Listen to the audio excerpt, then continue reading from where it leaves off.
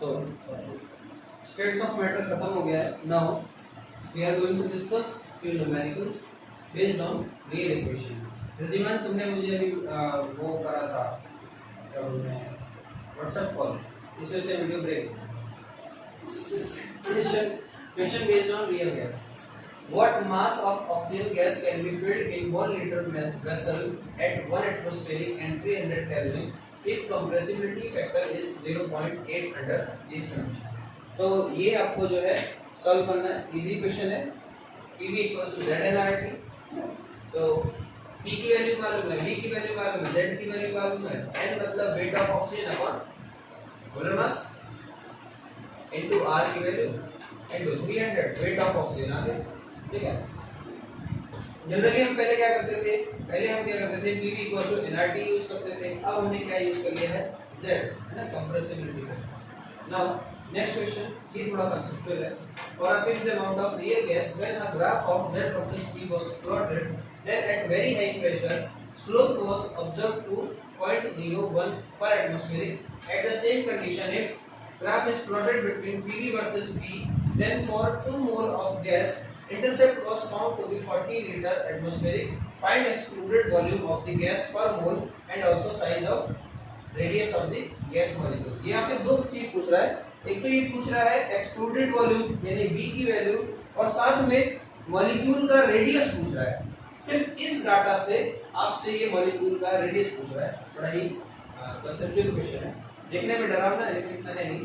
तो पहली चीज तो हम ये देखते हैं कि हम अपने सिंपल स्टैंडर्ड मेथड से चलेंगे. Z वर्सेस P ग्राफ में उसने स्लोप बताई है 0.01. तो आपको मालूम होना चाहिए अगर Z वर्सेस P ग्राफ आप प्लॉट करते हो तो एट हाई प्रेशर पे, इसने हाई प्रेशर बोला है, एट हाई प्रेशर स्लोप हमेशा क्या हो जाती है, V/RT. नहीं याद हो तो मैंने लिख दिया Z equals to 1 plus PV/RT, Y equals to mx plus C, n क्या हो गया V/RT. तो यहाँ पे स्लोप क्या हुई, हाई प्रेशर पे V/RT. तो हमारे पास स्लोप की वैल्यू इसने दी है 0.01 जो कि इक्वल है V/RT के, है ना. तो ये एक चीज तो एक पार्ट तो ये हो गया. दूसरा पार्ट, अब इसमें हमारे पास R और T की वैल्यू नहीं है, R और T की वैल्यू इसने नहीं बताई है. तो इसका मतलब हमें अभी इसमें थोड़ा और कोशिश करनी है. तो अगली कोशिश क्या होगी, if graph is plotted between PV versus P, अगर PV वर्सेस P का ग्राफ प्लॉट किया जाए for 2 moles of a gas, तब वहां पर intercept was found to be 40 litre atmospheric. अब ये पूछा है फाइंड द एक्सक्लूडेड. तो अब यहां पर सिंपल सी बात है, PV वर्सेस P के ग्राफ में हमें चेक करना पड़ेगा कि इंटरसेप्ट क्या हुआ. देखो PV versus P graph should be similar to Z graph. क्यों? Because PV upon nRT equals to Z. अगर आप ध्यान से देखो तो PV अपॉन nRT और PV upon constant versus V, तो देखो ये दोनों ग्राफ ऑलमोस्ट सिमिलर है, ऑलमोस्ट सिमिलर है. क्यों? क्योंकि इसमें भी PV है, नीचे कांस्टेंट है, और nRT भी कांस्टेंट है, इधर Z है, इधर V है. तो PV वर्सेस Z ग्राफ या PV versus V graph almost similar आएगा. और भी इसका कारण है बताता हूं. देखो PV versus P graph y intercept means P is approaching to 0. मतलब कि अगर मैं PV ग्राफ यहां पे इधर से देखो, अगर P यानी कि PV ग्राफ के इंटरसेप्ट की बात हो रही है, यानी कि PV ग्राफ के इस इंटरसेप्ट यानी ये वाले पार्ट की बात हो रही है, तो इसका मतलब ये y एक्सिस पे, y एक्सिस मतलब यहाँ पे, और y एक्सिस पे अगर आपको याद होगा Z वर्सेस P ग्राफ में अगर इस पॉइंट की बात करें तो दुनिया की सारी गैस क्या होती है, आइडियल इस पॉइंट पर.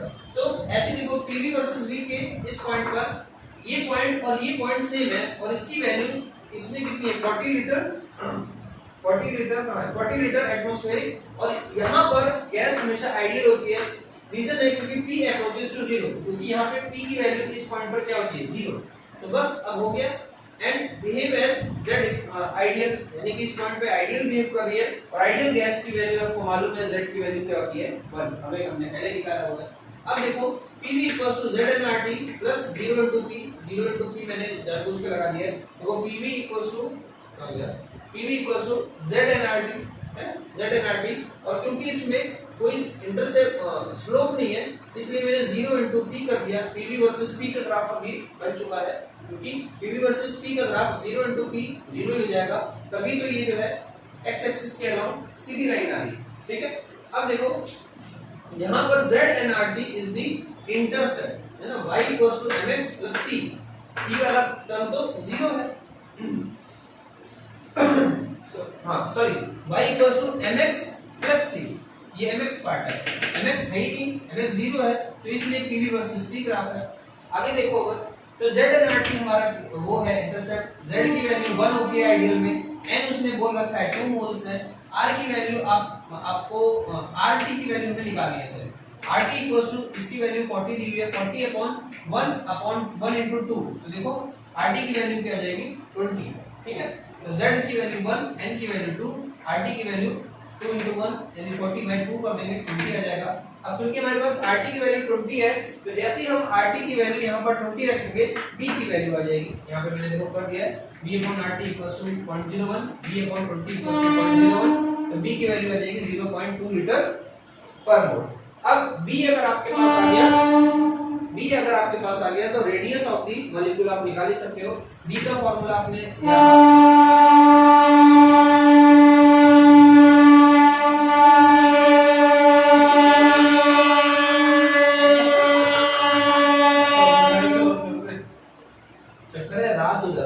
पुल के नीचे रात हो जाती है तो लोग जो है ना, ये जो चरसी होते हैं, चरसी गंजेड़ी इस तरह के लोग पुल के नीचे बैठते हैं और ये चरस पी के एकदम पागल रहते हैं, तो अगर मतलब ये ट्रेन के नीचे आ गए तो रेलवे पे केस हो जाएगा, क्योंकि इनकी फैमिली वाले, इनकी तो कोई वैल्यू है नहीं, इनके फैमिली वाले रेलवे पे केस डाल देते हैं कि हाँ कि हमें जो है 50 लाख 30 लाख रुपए हमें दो, हमारा हस्बैंड या हमारा बेटा या हमारा भाई मर गया, तो इसलिए ड्राइवर के ऊपर भी केस हो जाता है जो रेलवे चलाता है, तो ड्राइवर उसके ऊपर केस ना हो, ड्राइवर और गार्ड, तो वो जो है हॉर्न बजाता है, तो फॉर्मेलिटी होती है जब इन पे केस दर्ज होगा तो वो कागज में लिखेगा कि इस कॉलिंग ऑन सिग्नल पे हमने हॉर्न बजाया, ठीक है। जब कोर्ट में ये लोग जाएंगे, जब ये लोग कोर्ट में जाएंगे तो ये केस डालेंगे कि रेलवे की लापरवाही से हुआ है ना, रेलवे ने नेग्लिजेंस किया, लेकिन रेलवे दिखाएगी कि हमने जो है कॉलिंग ऑन सिग्नल पे लगातार हॉर्न बजाए, लेकिन फिर भी वो जानबूझ के वहां बैठा रहा, तो हम कोई भी क्लेम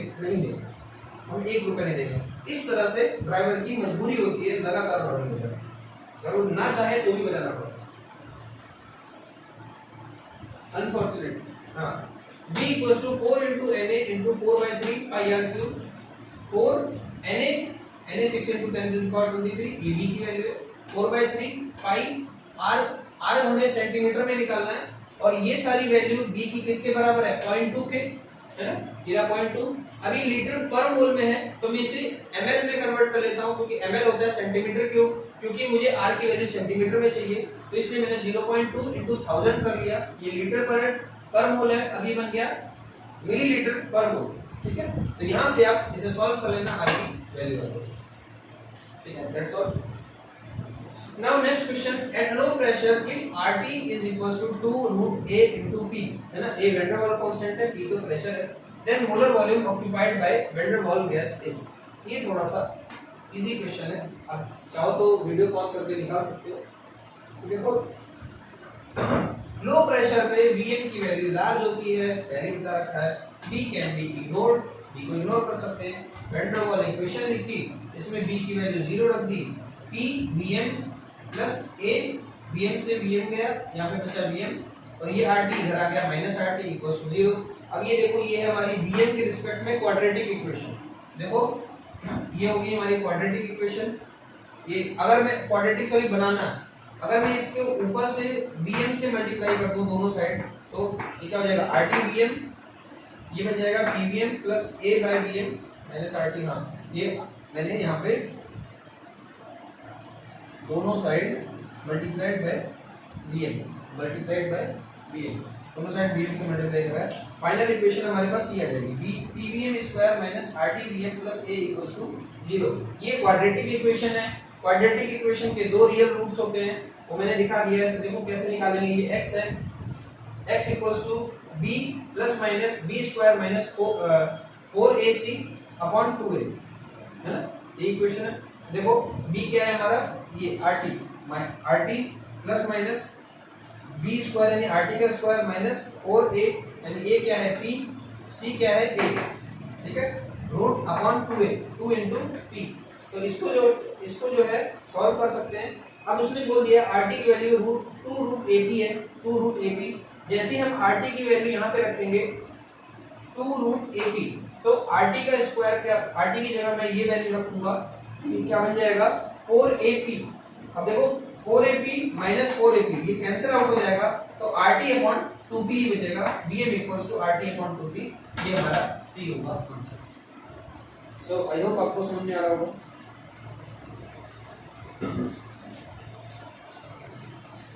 ये last numerical, gas at 250 Kelvin in 15 atmospheric pressure has molar volume 12% smaller than that calculated from ideal gas law। तो ये पूछना चाहता है find compressibility factor, molar volume of the gas, whether attractive और रिपल्सिव फोर्स आर डोमिनेंट, मतलब repulsive force ज्यादा dominant है या अट्रैक्टिव फोर्स ज्यादा डोमिनेंट है। तो इसके लिए बहुत इजी है।